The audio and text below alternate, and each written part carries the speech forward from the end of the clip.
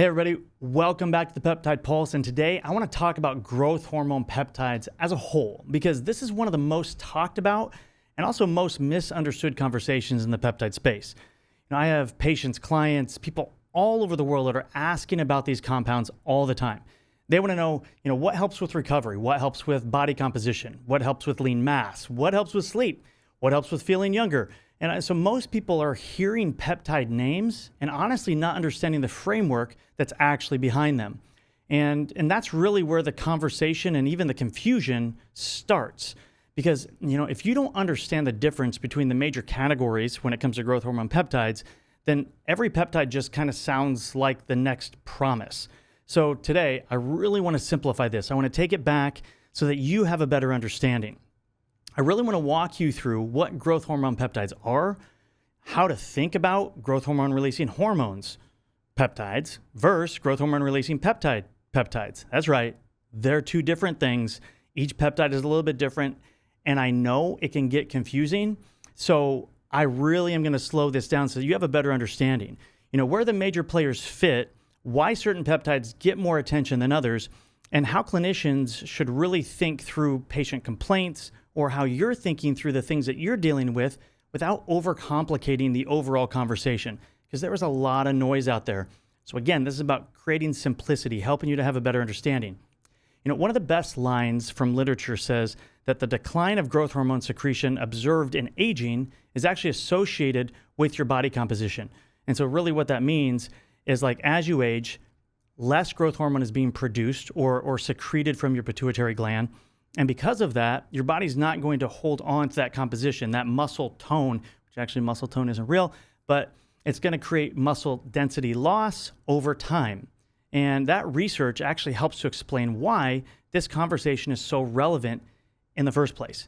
Because honestly, if you really want to look at that research, it's actually showing that by the time you hit 30 years old, men and women, your natural growth hormone production drops by about 10 to 15% every single decade. And I know that we look at a lot of people and we talk about like hormone replacement therapy, but what's missed a lot is actually the growth hormone therapy, and not necessarily like things like testosterone, which everybody goes to. And I really want to be able to help break this down. They're two different categories, but let's not miss this one. So, really, patients don't usually walk in and say, hey, I think my growth hormone pulsatility is actually declining.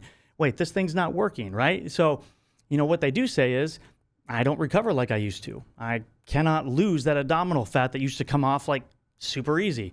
I feel weaker. I sleep worse. I just do not feel as resilient as I used to. That's the real entry point into this whole category and this understanding. In fact, growth hormone secretagogues really are a staple in what I call kind of almost a tier one of moving into peptide-related therapies and modalities, specifically when I'm working with clinicians and physicians, because it really is a base. The first thing to understand is that growth hormone peptides are not all doing the same thing. Some work more upstream, others work more like amplifiers. The cleanest distinction is this. So growth hormone-releasing hormone peptides is like the signaling side, and growth hormone-releasing peptides is the secretagogue or the ghrelin receptor side. Growth hormone releasing hormones is like, sending the order, while the growth hormone releasing peptide is like ringing the bell. It's like, hey, let's do this thing. That one distinction really clears up a huge amount of confusion within the space. When we start looking at growth hormone releasing hormones, you're dealing with compounds that really tell the pituitary to release more of the body's own natural growth hormone. And I really want that to be understood. This is not pushing the body into something. If you take say an exogenous growth hormone. A lot of bodybuilders review this, and not even bodybuilders, the gym bros, all these guys, they're taking an exogenous, which actually is an injection that like floods the bloodstream with growth hormone. That's not what this is doing. This is, again, it's sending a signal to the pituitary gland so that your body can naturally release what it needs to release to have that effect. On the growth hormone releasing peptide side, or the ghrelin mimetics, meaning it's mimicking ghrelin receptors, you're actually dealing with compounds that stimulate growth hormone release through the growth hormone secretagogue receptor. Okay, so differences between the two. And this is not just about, naming a specific peptide. It literally changes the whole clinical feel of what compound you're using. And we are going to get into what these compounds are here in a little bit.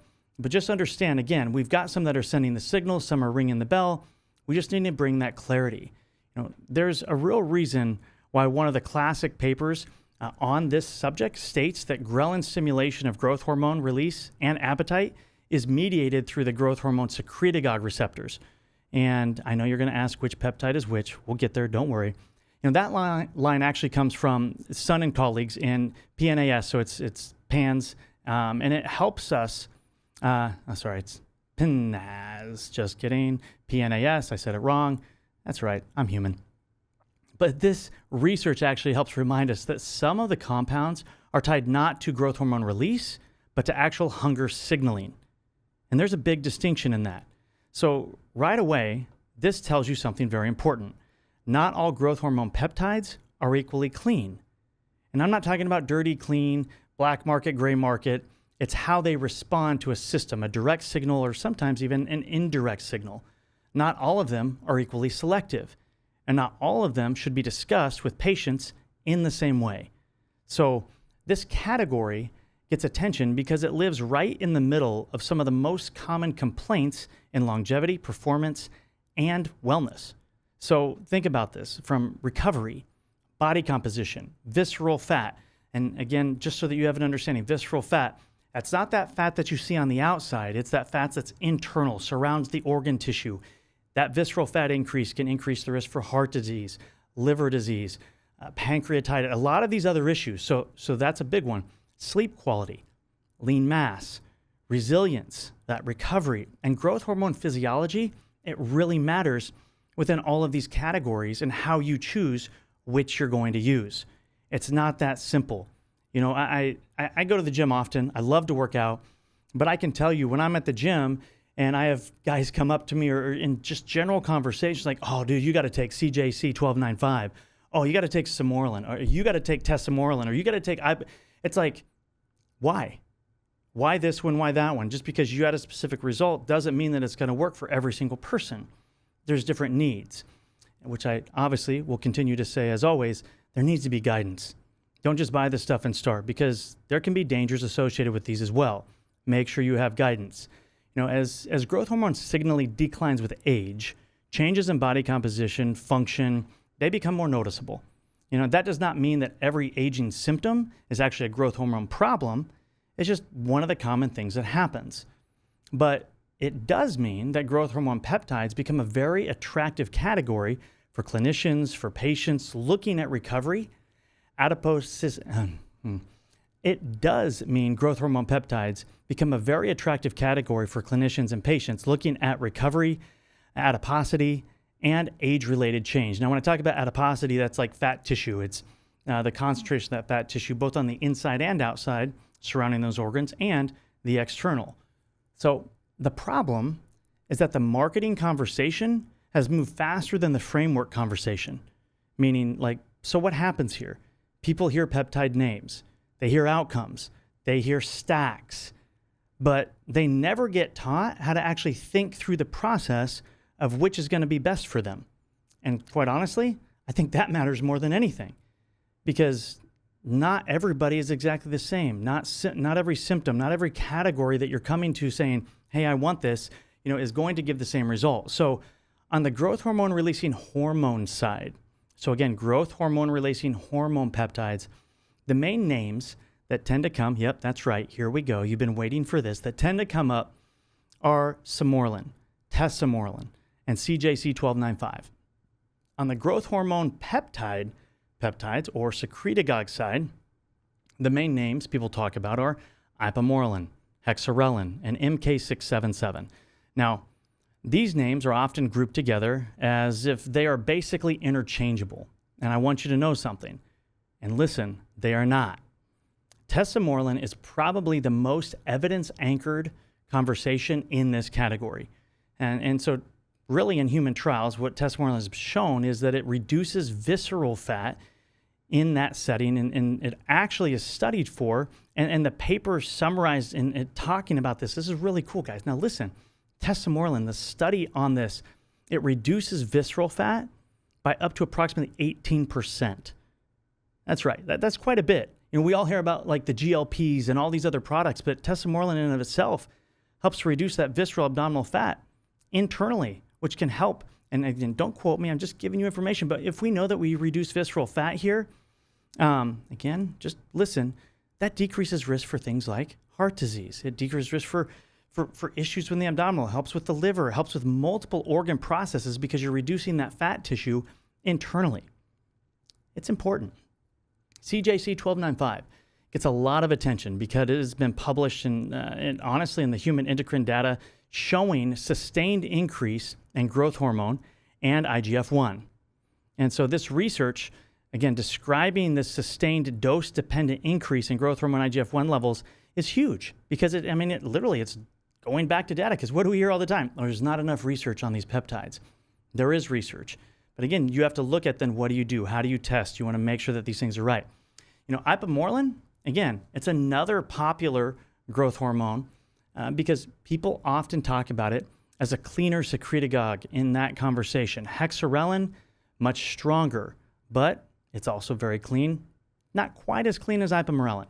Most people don't hear of hexarelin unless they're running a big jump in that growth hormone. Not recommended. I've actually never used it. It's not a big one for me. MK677, it's a very popular one. It's convenient because it's actually oral, and so people can take that as a capsule. And in older adults, it's enhanced pulsative growth factor hormone secretion and increased fat-free mass. That's called muscle tissue. But that does not mean it solves the whole clinical picture. It's just a part of it.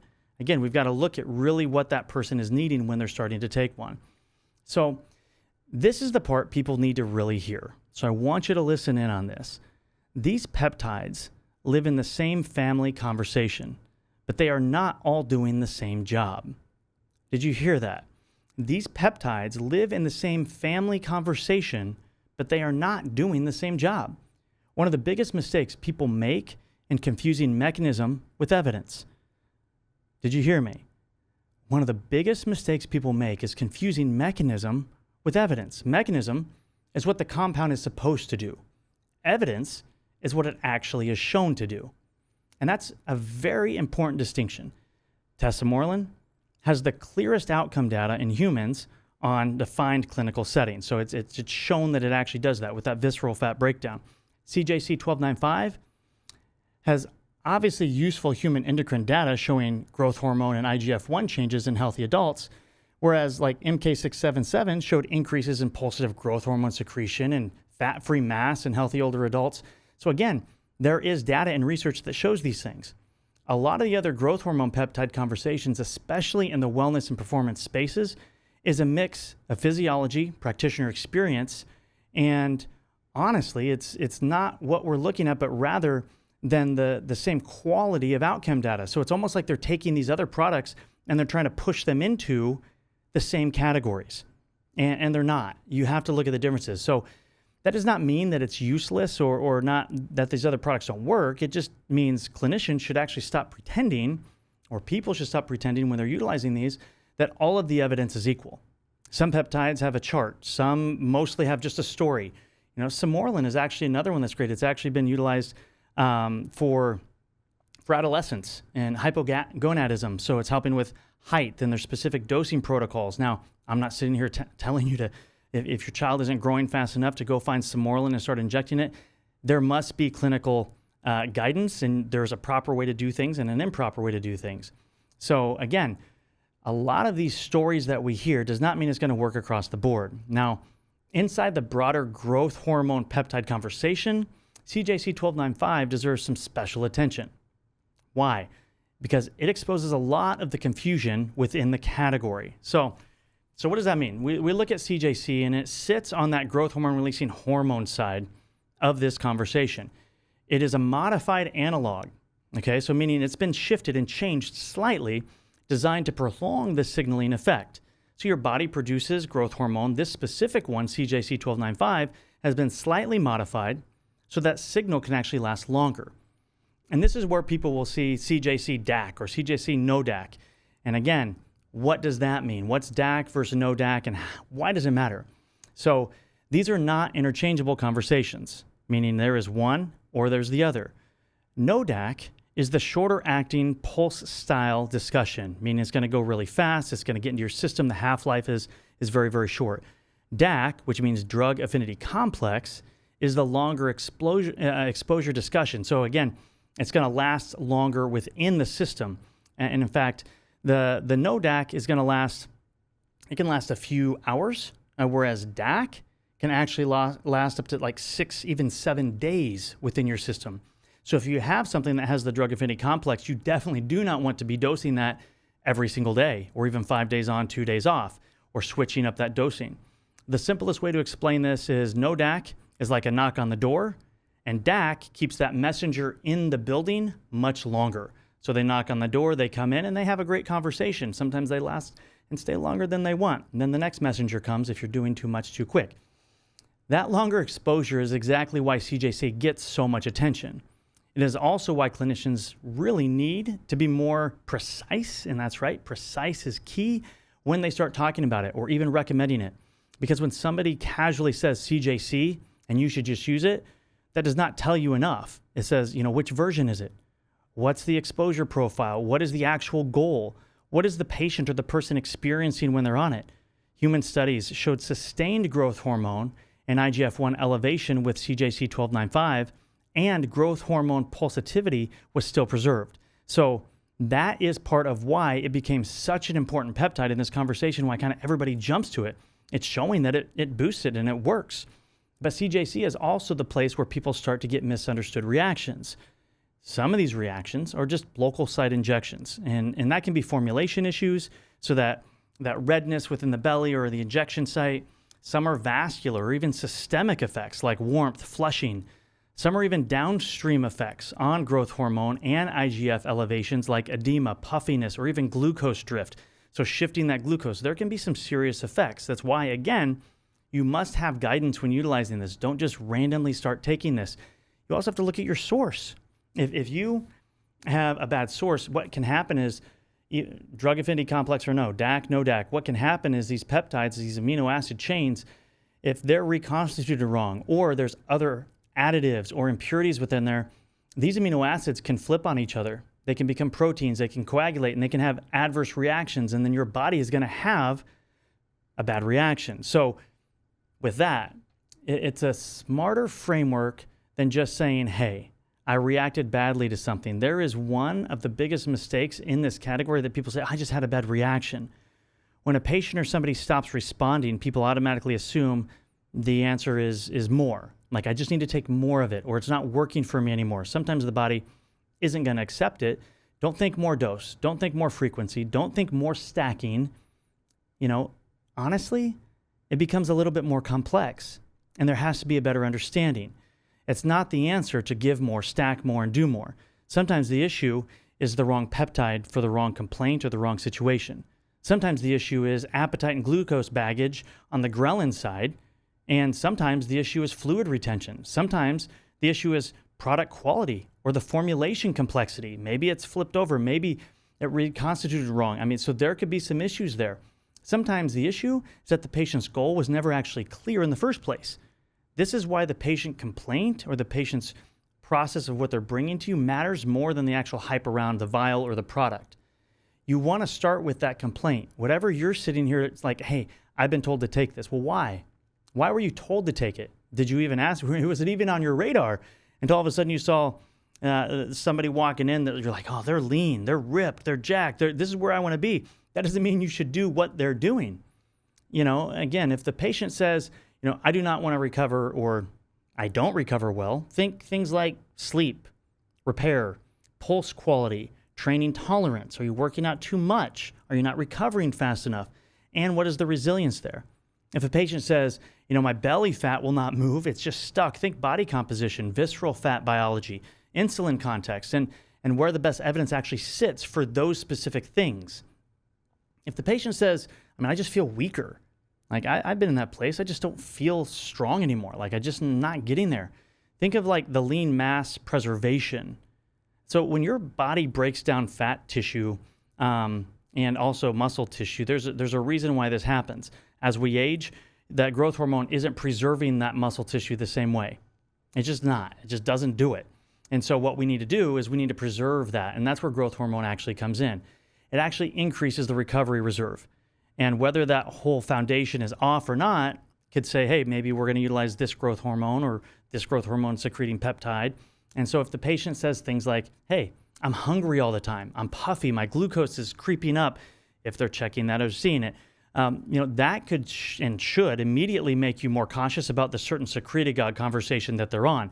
Probably something like a CJC, IPA combo. There could be issues there. If the patient says, I want anti-aging, honestly, that's not necessarily a peptide plan. That's an individual or an invitation to the clarity of the real endpoint.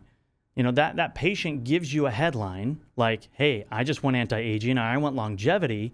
Your job is to find the physiology underneath it. So the goal is not just how to give a peptide or this peptide's name or whatever. It's the goal to understand that framework. And it may not even be a growth hormone secreting, hormone peptide or growth hormone secreting peptide. Understand where the main compound fits. And I think that's very vitally important. Understand where the stronger evidence sits. Understand why CJC matters, but also why it should not take over the whole conversation. And most importantly, understand how the translation of the patient's complaint into a cleaner clinical decision is going to be made.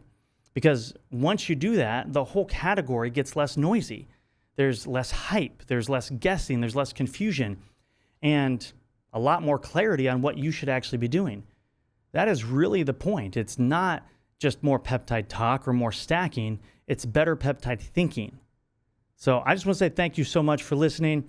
I'm passionate about this topic. I love talking about growth hormone secretion and the different peptides and the way that you can actually bundle them together, but really listen to that conversation that the person is talking about or the one that you're having when you're trying to make that next step so that you can actually make the right choice for yourself and actually bring that to your clinician. Make sure that you've got guidance.